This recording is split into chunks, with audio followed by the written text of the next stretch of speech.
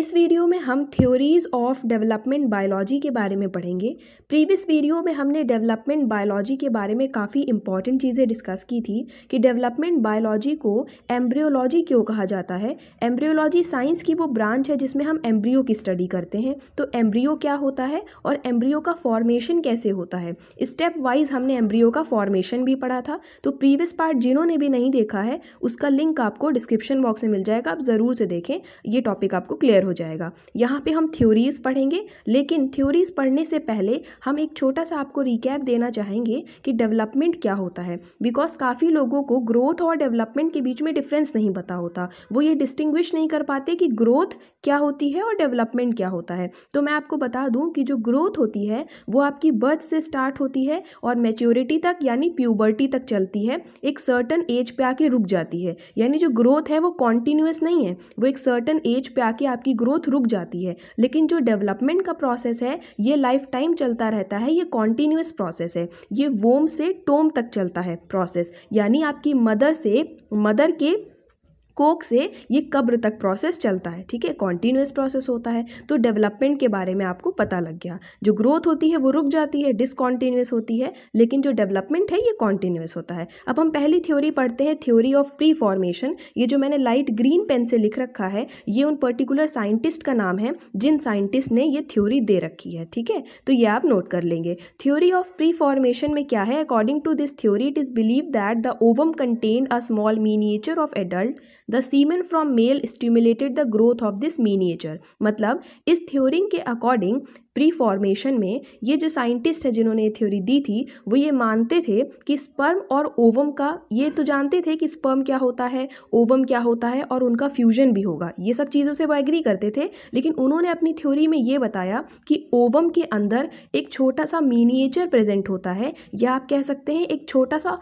Embryo present होता है, ठीक है। मींस स्पर्म और ओवम के फ्यूजन से एम्ब्रियो नहीं बनता है। उन्होंने इस बात पे एग्री नहीं किया था, उन्होंने अपनी एक नई थ्योरी दी थी कि ओवम के अंदर पहले से ही एम्ब्रियो प्रेजेंट होता है छोटे साइज में। मिनिएचर क्या होता है, बहुत ही छोटे साइज में रिड्यूस्ड फॉर्म में एम्ब्रियो प्रेजेंट होता है। यानी एक नया बेबी, एक नया एडल्ट छोटे फॉर्म में पहले से ही प्रेजेंट होता है ओवम में, ऐसा उन्होंने अपनी थ्योरी में कहा था, जो कि बिल्कुल भी गलत था।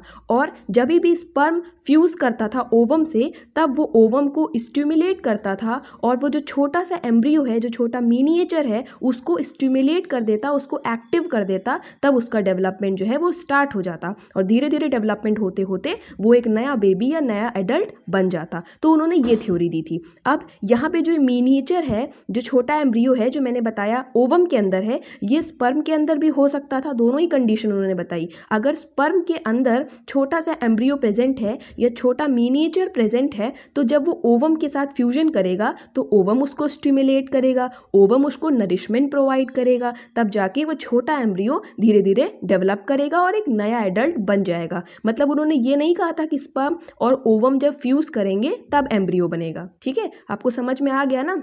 बाकी जनरली क्या होता है, अगर आप लॉजिक सेंस में, रियल सेंस में बात करें जो सच है, तो ओवम और स्पर्म जब फ्यूज करते हैं तब एक स्ट्रक्चर बनता है ना, जाइगोट, और उसके बाद एम्ब्रियो बनता है। एम्ब्रियो पहले से तो प्रेजेंट नहीं होता। तो इनकी ये थ्योरी गलत थी, इनको डिस्प्रूव भी किया गया था। आगे नोट्स में देख लेते हैं और आप लाइक ज़रूर कर दीजिएगा वीडियोज़ को, क्योंकि सभी जो नोट्स हैं ये मेरे पास पहले से नहीं लिखे होते हैं, ये मैं गूगल पर सर्च करती हूँ और जो अप्रोप्रिएट कंटेंट होता है जिसमें बिल्कुल एग्जैक्ट मीनिंग होती है, क्योंकि आप अगर गूगल खोलेंगे, विकिपीडिया पढ़ेंगे तो आपको एक थ्योरी के बारे में बहुत सारा कंटेंट मिल जाएगा। तो मैं वो पूरा रीड करती हूँ और जो एप्रोप्रिएट होता है, जिसमें एग्जैक्ट मीनिंग निकल रही होती है थ्योरी की, वो मैंने इसमें लिखा है अपने हाथों से, अपनी राइटिंग में, फिर आपको मैं ये प्रोवाइड कर रही हूँ। तो लाइक भी करिएगा और वीडियो को अपने फ्रेंड्स में शेयर भी कर दीजिएगा। तो आगे देख लेते हैं कि ये सीमेन जो है वो मेल का जब स्टिमुलेट करता है मिनिएचर की ग्रोथ को, ये हो गया। If the sperm contain the miniature, अगर स्पर्म के पास वो मिनिएचर है तब क्या होगा, फुली बेबी जो है obtaining nourishment from the ovum, तब जब वो ओवम और स्पर्म फ्यूज तो करेंगे ही, जब फ्यूज करेंगे तो ओवम उसको नरिशमेंट प्रोवाइड करेगा, उसको ग्रोथ प्रोवाइड करेगा। आई होप आपको प्री फॉर्मेशन की थ्योरी क्लियर हो गई होगी। अब जो ये मिनिएचर है इसको भी एक नाम दिया गया इस थ्योरी में, प्री फॉर्मेशन की थ्योरी में, इसको होमन ओवनक्यूलस कहा गया मिनिएचर को। और अगर ये ओवम के अंदर प्रेजेंट है, यानी जो छोटा सा एम्ब्रियो है, ये जो छोटा सा मिनिएचर है, अगर ये ओवम के अंदर है तो इसको ओविस्ट कहा गया। लेकिन अगर ये स्पर्म के अंदर है, ये छोटा एम्ब्रियो, छोटा मिनिएचर, तो इसे स्पर्मिस्ट कहा गया। ठीक है, ये दो टर्म भी आप लिख देंगे अपनी लैंग्वेज में, ये नोट्स भी आप लिख लेंगे। सेकेंड थ्योरी क्या है? Theory of epigenesis. ये CF वुल्फ के द्वारा दी गई थी, साइंटिस्ट के द्वारा, और इस साइंटिस्ट ने प्री फॉर्मेशन की थ्योरी को डिसप्रूव किया था, डिसएग्री किया था। कैसे? CF Wolff showed that both sperm and ovum were necessary for the development of individual. किसी भी इंडिविजुअल के फॉर्मेशन में, डेवलपमेंट में दोनों ही इन्वॉल्व होते हैं। देयर आर नो मिनिएचर, मतलब कोई भी मिनिएचर या छोटा एम्ब्रियो टाइप की कोई चीज़ नहीं होती। ठीक है, ना ही ओवम में होती है, ना ही स्पर्म में होती है। इन्होंने प्री फॉर्मेशन की थ्योरी को डिसप्रूव कर दिया था। ठीक है, तो ये आप 2-3 लाइन लिख देंगे।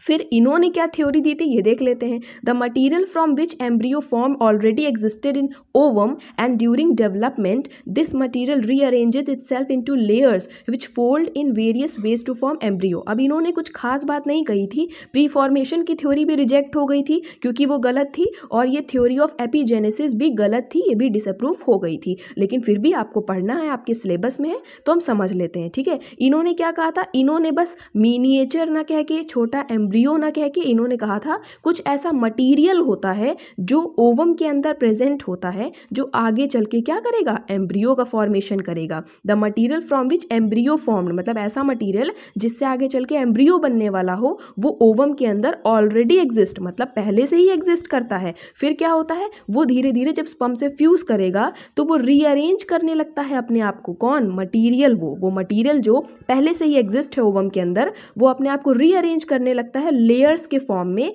और फोल्ड होते होते कई तरीके से वेरियस फॉर्म में फोल्ड होते हैं और एम्ब्रियो का फॉर्मेशन कर लेता है। ये इन्होंने अपनी थ्योरी में कहा था। This process of progressive development of embryo from simple to complex form is called epigenesis. और इसी प्रोसेस को, जो ये धीरे धीरे प्रोग्रेसिव डेवलपमेंट हो रहा है, एक मटीरियल जो कि क्या है? एक सिंपल फॉर्म में है, और एक सोचिए एम्ब्रियो बन जाए अगर, तो वो क्या है? कॉम्प्लेक्स फॉर्म में है। तो सिंपल फॉर्म से कॉम्प्लेक्स फॉर्म में आने वाला ये जो प्रोसेस है, ये जो प्रोग्रेसिव डेवलपमेंट है, इसी को इन्होंने एपीजेनेसिस कहा। तो थ्योरी ऑफ एपीजेनेसिस भी आपको समझ में आ गई होगी। यहाँ पे हमने 2 थ्योरीज डिस्कस की हैं, अब आगे की नेक्स्ट पार्ट में डिस्कस करते हैं।